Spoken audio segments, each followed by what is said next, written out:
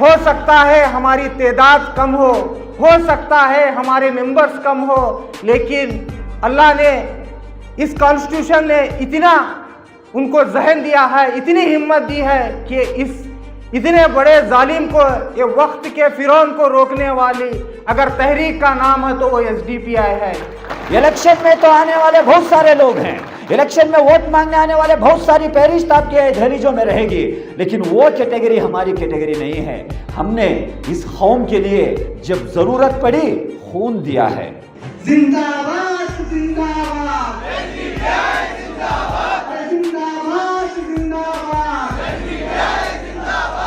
This video is sponsored by Mahalakshmi Jewelers, United Hospital, KBN University, Shaheen Group of Institutions, Al Sharia Group of Institutions, Fine Art Designers, Fortune School, Chulbul Lighting and Furniture, Sparkles International School. हमने तशरीफ फरमाए हुए SDP के cadres, supporters, well-wishers, leaders और मेरे अजीज़ साथियों, बुज़ुर्गों, खुसूसन मुझे ज़्यादातर नौजवानों की तादाद यहाँ नज़र आ रही है।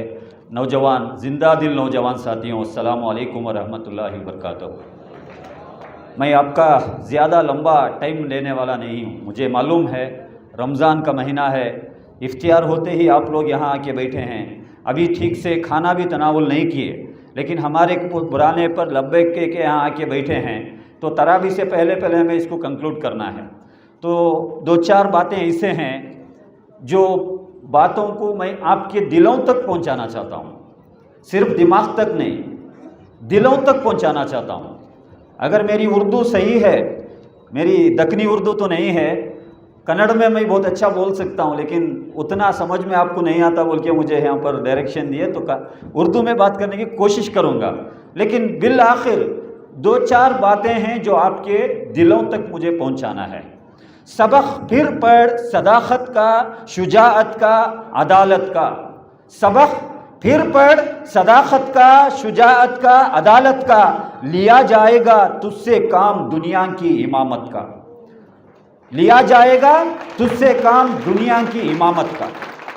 ये शायरी जब हम पढ़ते हैं, सुबहान अल्लाह माशा अल्लाह के लिए हम महदूद कर देते हैं, लेकिन अल्लामा इकबाल ने इस शायरी के ज़रिए से क्या मैसेज हमारे को देना चाह रहे थे, इसके डेप्थ में हम नहीं जाते। उखाबे रूह जब बेदार होती है नौजवानों में, उखाबे रूह जब बेदार होती है नौजवानों में, नजर आने लगती है उनको अपनी मंजिल आसमानों में।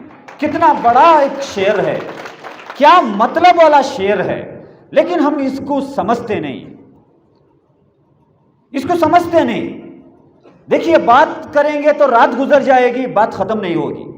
बहुत सारे यहाँ बुजुर्ग साथी यहाँ बैठे हैं, 40, 50, 60 साल की उम्र गुजर गई, कितने बयानात सुने हैं, कितने तकरीरें सुने हैं, क्या चेंजेस आया, क्या बदलाव आया।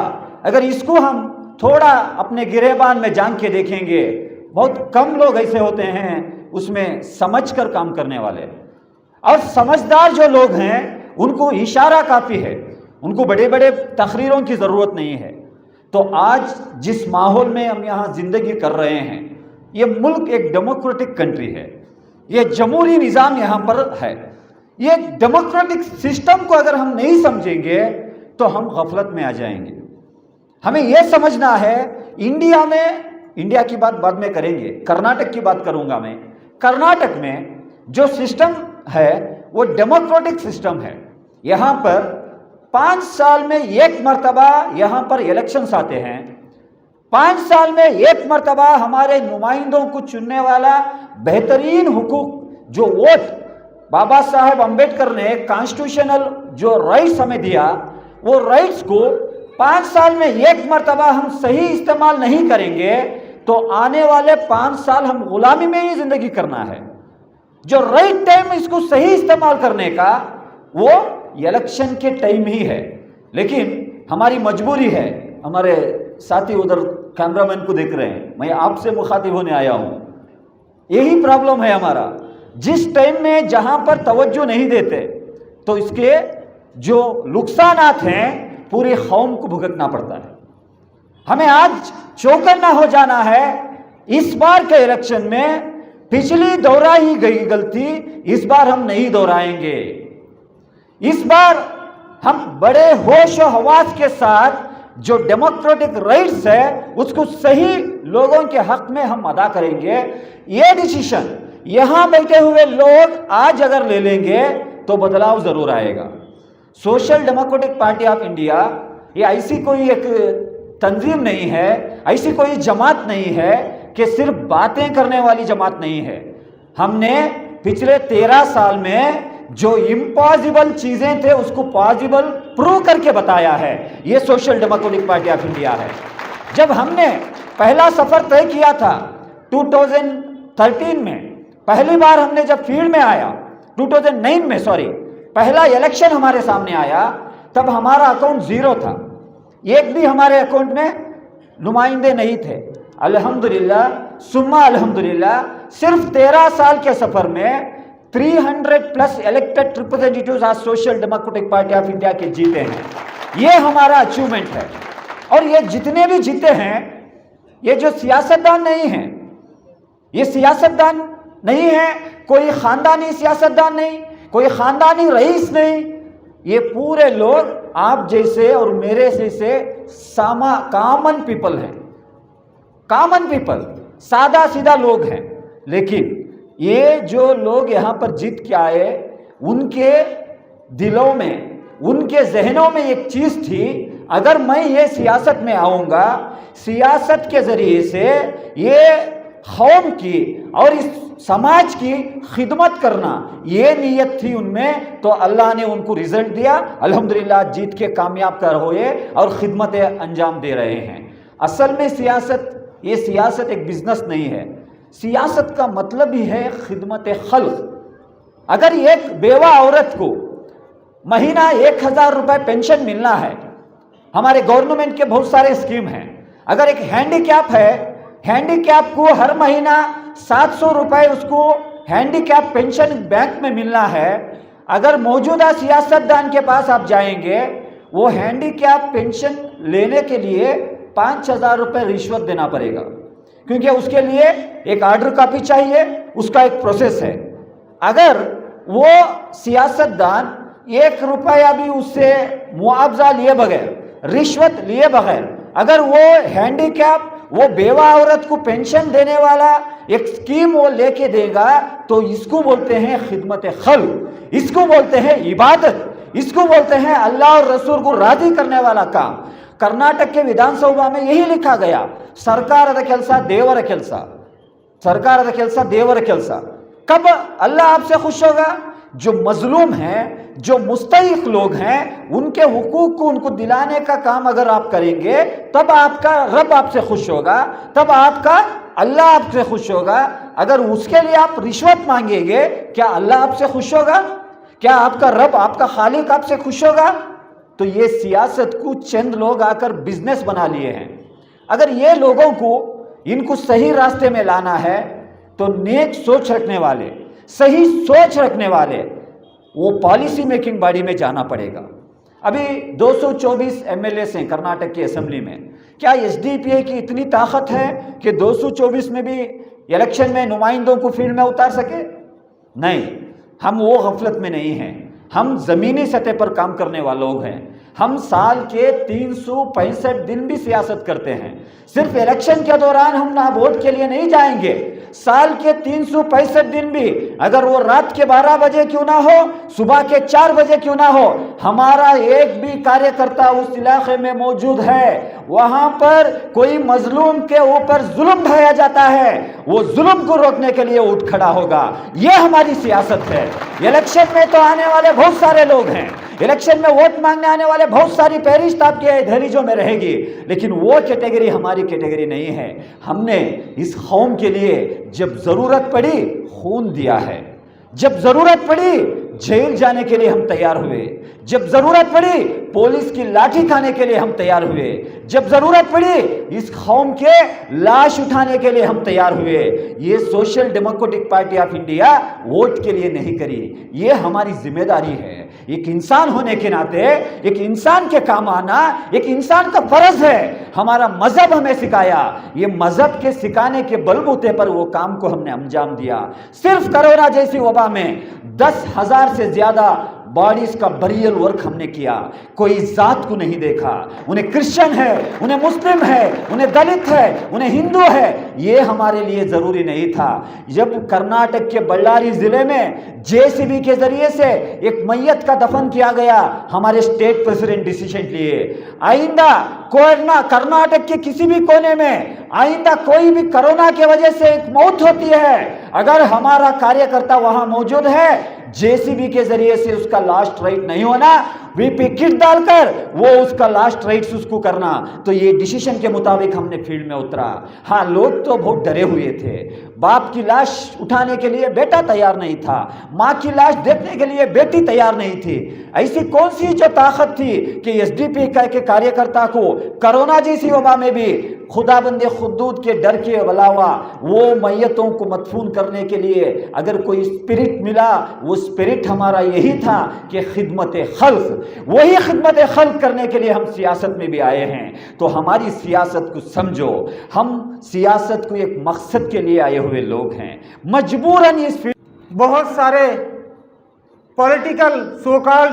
पॉलिटिकल पार्टीज के लीडर्स कहते हैं, क्या है भाई तुम्हारी छोटी सी पार्टी, क्या कर सकते हैं आप। उनको बताइए, आज हिंदुस्तान में इस फैसिस्ट गवर्नमेंट बीजेपी और ये संघ परिवार को अगर मुंह तोड़ जवाब दे सकती है तो वो एसडीपीआई। ये आप जैसे बुज़दिलों का काम नहीं है फैसिज्म को जवाब देने का, वो काम है तो वो एसडीपीआई का काम है। वो इंशाअल्लाह आने वाले दिनों में भी देते आएगी। हो सकता है हमारी तादाद कम हो सकता है हमारे मेंबर्स कम हो, लेकिन अल्लाह ने, इस कॉन्स्टिट्यूशन ने इतना उनको जहन दिया है, इतनी हिम्मत दी है कि इस इतने बड़े जालिम को, ये वक्त के फिरौन को रोकने वाली अगर तहरीक का नाम है तो वो एसडीपीआई है। आज ये इस साल 2023 में आपके पास हमारे कर्नाटक में असेंबली इलेक्शन आया है, आप सबको पता है इस बारे में। कर्नाटक में असेंबली इलेक्शन आ गया, सबको याद आ गए ये मुसलमान, ये दलित, ये बैकवर्ड कास्ट वोटर्स याद आ गए। आज क्यों याद आ गए पता है? आप ही के वजह से ये 75 साल से हुकूमत करते आ रहे हैं। जब आपको तकलीफ दी गई, जब आपकी बच्चियों का हिजाब कॉलेज के गेटों पर रोका गया, वो लोग खामोश रहे। आपको जिस कॉन्स्टिट्यूशन ने राइट दिया था कि आप क्या पहन सकते हैं, क्या खा सकते हैं, आपके मजहब पर आप चल सकते हैं, इस कॉन्स्टिट्यूशन को, राइट्स को, वो तो बीजेपी का खुला एजेंडा है कि हम आपके कॉन्स्टिट्यूशन के खिलाफ ही काम करेंगे। लेकिन इसको रोकने के लिए अपने आप को जो सेकुलर पार्टीज बोलते हैं, उनका क्या रोल रहा इस सब के दरमियान, पूछना है आपको। जब आपके पास ये लोग कहेंगे ना, आप जब खामोश रहिए, जैसा हमारे सेक्रेटरी बोले, आप इलेक्शन लड़ेंगे तो फला बीजेपी को फ़ायदा होगा, फला इनको फ़ायदा होगा, फला उनको फ़ायदा होगा। पूछिए उनसे, जब इस कर्नाटक स्टेट के तकरीबन 6 करोड़ लोगों ने एक डिसीज़न लिया इस फैसिस्ट गवर्नमेंट बीजेपी को बाहर, गवर्नमेंट से बाहर रखने के लिए 2018 में इसी जनता दल और कांग्रेस को वोट देकर गवर्नमेंट में बिठाया, क्या हुआ? एक साल के बाद, ठीक 1 साल के बाद कांग्रेस के 14 एमएलए और जनता दल के 4 एमएलए बकरी बैलों की तरह बिके गए एक रिसोर्ट में। ये नहीं समझिए आप कि बीजेपी इस तकलीफ की वजह है। आज आप पर, हम पर, मुसलमानों पर, दलितों पर जो जुल्म हो रहा है, इसकी वजह बीजेपी तो वो खुला दुश्मन है, वो बता रही है आपके खिलाफ काम कर ले, लेकिन इसकी वजह कौन है? इसकी वजह यही सेकुलर पार्टीज है। यही 18 एमएलए 17 एमएलए जब इसी बीजेपी पर जाकर जब गवर्नमेंट बनी, तभी जाकर ये आज कर्नाटक का क्या नहीं हुआ इस 3 साल में, क्या जुल्म नहीं ढाए गए इस कर्नाटक में। गरीबों को हक मिला था, इस कॉन्स्टिट्यूशन में राइट दिया गया था, जो दबा हुआ तबका था उसको रिजर्वेशन देकर, 4% रिजर्वेशन देकर उसको ऊपर लाने की जो कोशिश की गई थी, जिन कौम के बच्चों को एजुकेशन में ऊपर लाना, आज क्या है? मुसलमानों का एजुकेशन परसेंटेज क्या है? 3%। गवर्नमेंट एम्प्लॉयज़ कितने हैं? 2%। आईएएस ऑफिसर कितने हैं? 2 से 3%।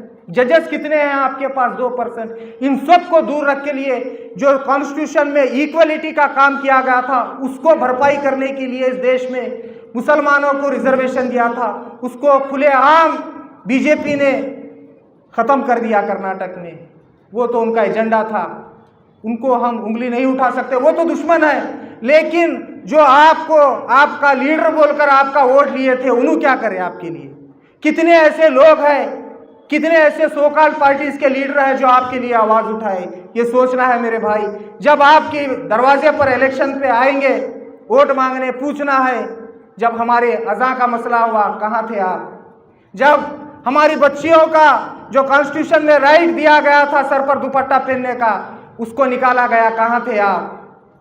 जब हमारे खाने पर पाबंदी लगाई गई, जब वो चीज़ आप क्या खा सकते हैं, वो कॉन्स्टिट्यूशन राइट देता है आपको, आप अपनी मर्जी से खा सकते हैं, उस पर पाबंदी लगाई गई, कहाँ थे आप?